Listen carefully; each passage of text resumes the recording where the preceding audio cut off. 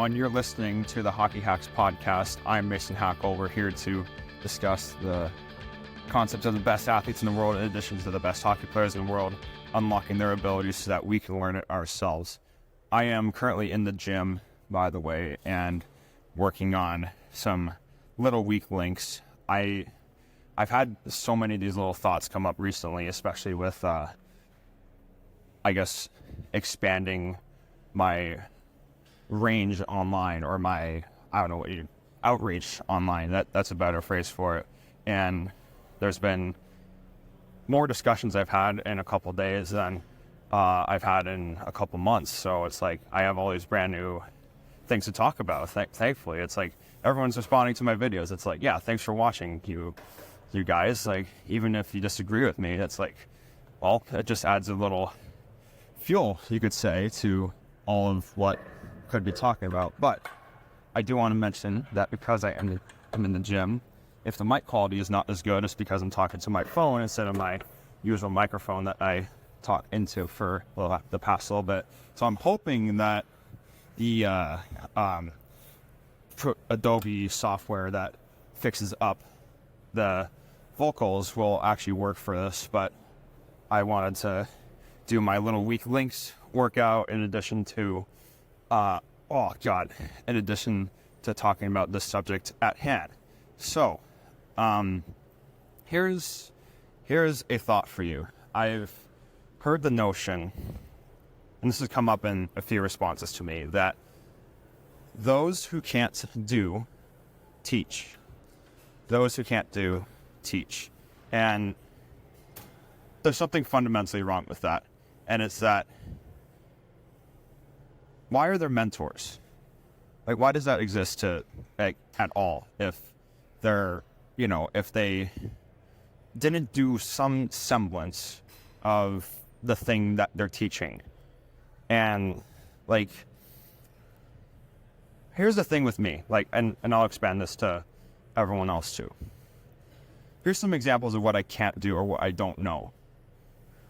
I don't know how to do Olympic lifts, even though I'll try them out on myself.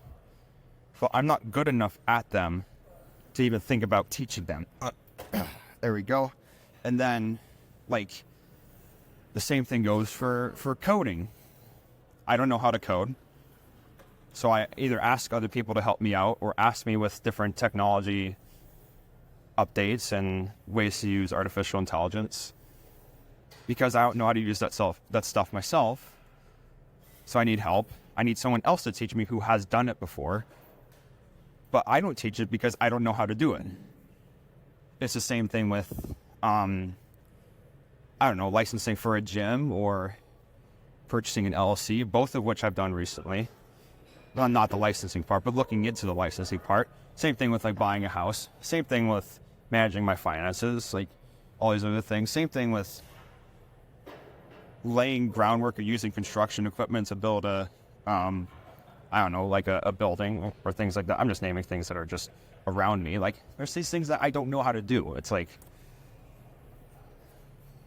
don't know how credit cards work. I don't know how, exactly, the airplanes fly. I just know that they fly and that there's aerodynamics involved and things like that. If it goes fast enough with the wingspan, whatever. It's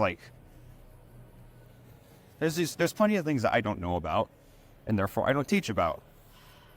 But here's some things that I do know about. I have an adequate physique. It's not the best. Well, it's not the worst. I want to get below 10% body fat and kind of maintain that for a while. Maybe the rest of my life. That would feel good. But the physique part, I know enough about to start teaching it. The exercise, form, and habits that go into exercise, I know how to do. Because all you have to do is walk in the gym doors and you're in, which some people don't even do. That's the first habit you have to establish when they're going into any type of gym or any type of changes, is you do the one simple thing that's going to make everything else easier or unnecessary. In the gym's case, it's just you walk through the fucking door, and that's it. And then for exercise form, I know how to program. So I know, like, different tempos that you can play around with. I know of different, like, eccentric, concentric, isometric, whatever, like, all those different things. I know what builds strength. I know what builds twitchiness and, like, explosive stuff. I also know how to do that in individual exercises, so I can modify, like, a squat to be either heavy for, like, you're lifting the most amount of weight with it, or you can do something like a myotatic where you're being bouncy with it and developing a faster first 5 steps. I don't know yet how to jump over 40 inches, but I know of the process to get there. And I know of the simplest exercises and plyometrics, you could say, that get you there, even though in some ways, any exercise that has a shorter than a 4-second pause is still technically a plyometric. These things that I know and that I have played around with myself and have gotten help with other mentors who have also done this stuff is, like, that's how you know it, is because you actually go and fucking do it. And then here's how it works with the hockey stuff. I know for a fact, and if any of you wanted to actually look at my old film, and I trust, like, you people listening to this actually know about this stuff, because there's an exclusive, disproportionate amount of people who are exclusively my followers who listen to my podcast instead of, the people who just look at a clip of me saying, I could play pro hockey, but I don't, and then interpret that as, like, the whole thing, which is hilarious, by the way. And it goes to show you how ADHD they are and how much they actually don't want to learn, and how much, like, let's say they don't know about this stuff, how much of an opportunity that we have, and, like, how much of a bunch of fucking fat souls they are. It's like, we have a big opportunity on our hands. But anyway, it's like, with the hockey stuff, I know for a fact that if you look at my old footage, that I moved like absolute garbage. My mechanics were absolute garbage. The way that I used to skate, stick handle, and shoot was not good. My shooting was probably the thing that was most adequate, but even then, it took like 2 hours to load up my shot. Maybe not, not that long, but, like, that's how long it took. Whereas, like, skating and stick handling, like, I thought I was doing the right thing, but then I looked at my film and I was like, oh God, I don't even look like all these other players who I want to, like, model and want to be like. It's like, then when I started to go change that, I was like, oh, this is the process. You literally put your film next to the film of the player that you're trying to model, and you get closer to what they look like just by following the pattern, and even changing the language of the pattern a little bit so that you can understand it better and get a cue that's a lot more precise into the movements that they're actually doing. And then from there, you can pick up the process or the speed or the rate at which they move themselves so that it matches up with the speed of an NHL game. I know how to do that. And again, the reason that we have such a big opportunity with this is because you can tell that I am truly the only hockey coach who's looking at this stuff the way that I'm looking at this stuff. Maybe aside from Jason Yee, maybe aside from any other coach who's looked into Train 2.0, it's like, and then this is going to be its own short clip, by the way, so that more people can be provoked. But, like, Jason set the foundation for better language around the way that these hockey players are moving. And the way that I'm taking it further is by giving standardized progressions to model up with the speed of an NHL game, but in a practice scenario. And it's like, people say that you can't model that. It's like, well, no one's fucking tried to do that yet. And until, like, we can actually replicate that, which is like, they're trying to do that with, I don't know, like AI software and VR headsets and things like that. It's like, no. I think if you focus on the movement, and Kevin did a good job of explaining this, where it's like, I gotta pull it up, by the way, but Kevin did a good job of explaining how the mechanics actually lead to everything else being easier or unnecessary. And he says it like this. It says, if you get better mechanics, you get more effortlessness. Once you get more effortlessness, you get more mind space. Once you get more mind space, you're better able to make better decisions. When you make better decisions, you get what looks like hockey sense, but what actually is happening there is if you backed it up all the way, it would be better mechanics, because as you get better mechanics, you're able to make better decisions because you're more relaxed, and then you can actually respect and see the game for what it is. That is why mechanics are hockey sense. That is why they go together, and that is why, like, this model of training actually translates a hell of a lot better to in-game scenarios. And Kevin has a growing proof of this with his own players, and he's done a terrific job of this, in where he's at with his company. And like, it's almost like, how could it not work at this point? Like, where can it fail? Because, like, he's got a wealth of players. Obviously, some who have listened to him more than others, which is what you get when you're a trainer or you're a coach. It's like, some people buy more into the process than others, but even still, it's like, he's actually working on these players.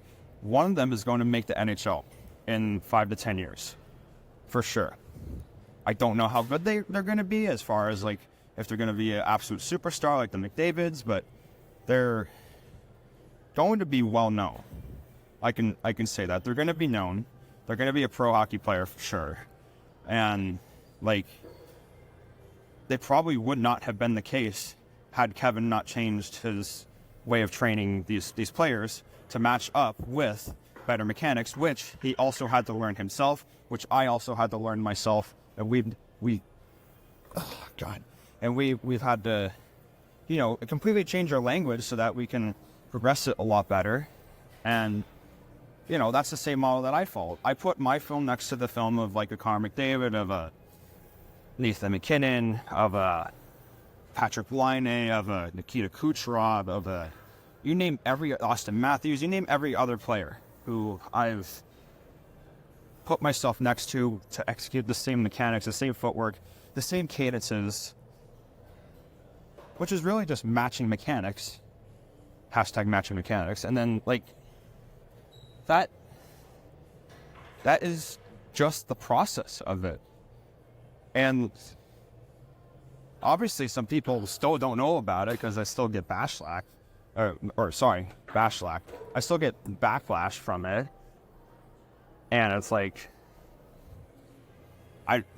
first of all, I just, again, swipe left on all of it because it's useless to argue. And secondly, it's like, I don't want them to believe it, because that gives me a better stepping ground. It gives Kevin a better stepping ground to rise above all this bullshit and, like, actually give any of you listening who are looking for these transformations, who are sick and tired of the culture that you're seeing, who are sick and tired of the, like, these unproductive cues that are coaching cues, whether the coaches are good intentioned or not, or like actually trying to help you out or not. It's like, to give them credit, they have their best interests in mind, but they just can't communicate it. And it's the same thing with these pro athletes. Actually, it is the same thing with these pro athletes who have responded to me saying that, oh, respectfully, you can't play pro and you're full of shit. It's like, obviously they have my best interests in mind, saying it's like, yeah, you don't want to, like, your level of play is so bad, you don't want to, like, embarrass yourself in here or hurt yourself in here. But it's like, no, actually, statistically, measurably, I can, because it just adds up. It's just math. It's just movement math. That is why I'm making the claim that I can handle pro hockey at a higher level. Maybe not the NHL. Well, definitely not the NHL, because it's like, to give the people some credit. You do need some in-game ability to, like, actually handle hockey. But you obviously, like, you don't need to have. I'm doing some tip raises, by the way. I'm doing.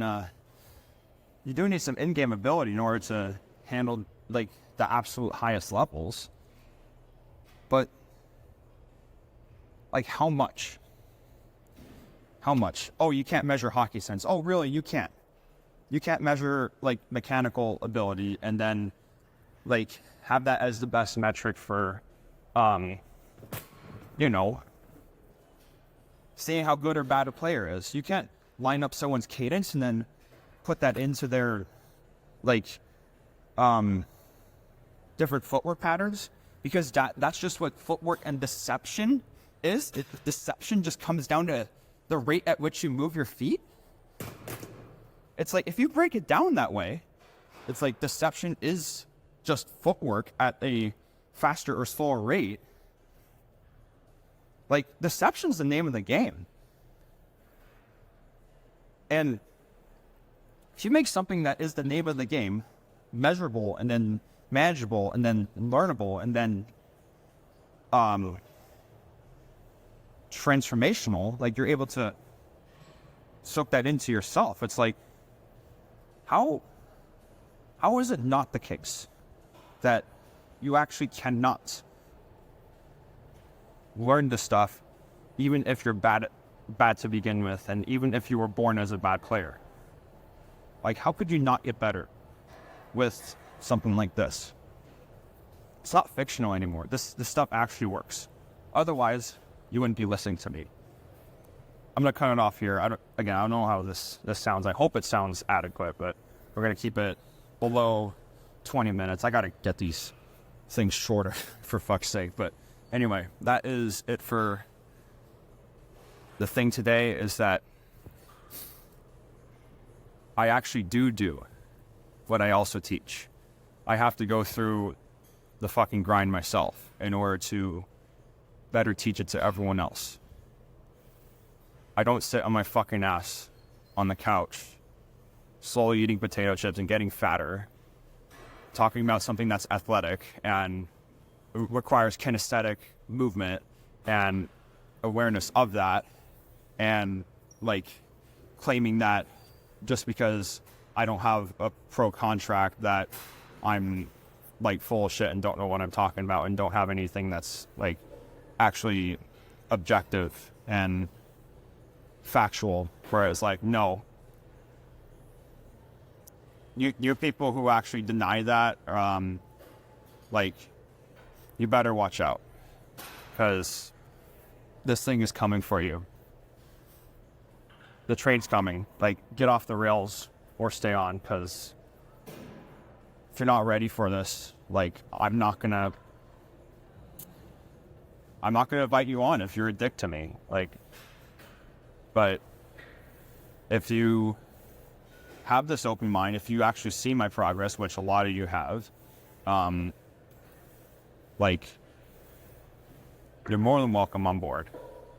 Because I don't want to help people who actually don't want my help and then, like, change their minds, because they're not going to change their minds. It's like, they're going to find some way to tear it down. Like, because it's very rare that people actually change their minds. So, fuck, Jesus Christ. I always end on these, like, soft, bitter notes, but that's not my intention. It's just, like, look, if you're with me, stay with me. If you're not with me, then go do your fucking own thing. That's it. So, thanks for listening. I will see you next time.